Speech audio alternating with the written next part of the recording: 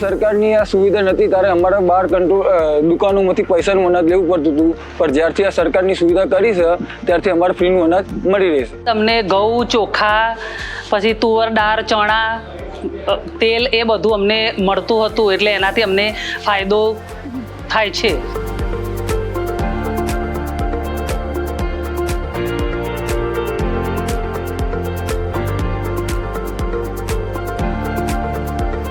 લોકો સુધી સમયસર જથ્થો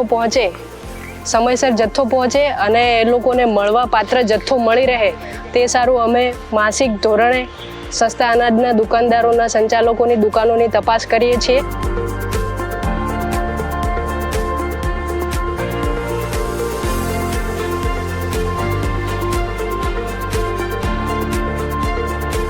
થંબ ઇમ્પ્રેશન જે લોકોના નથી આવતા તેમાં અમે રેટિનાથી એ અનાજ ફાળવી શકાય તે સિસ્ટમ હાલમાં કાર્યરત છે, પરંતુ હવે એ ઇશ્યુ ના થાય એના માટે CBDC અમલમાં લાવવાનું એ કાર્યવાહી ચાલુમાં છે. અમે ત્યાં દરેક FPS પર જઈને CBDC તમામ રેશન કાર્ડ ધારકો મેમ્બર્સ છે એ લોકોનું થઈ જાય તે અત્યારે હાલ કાર્યવાહી કરી રહ્યા છે.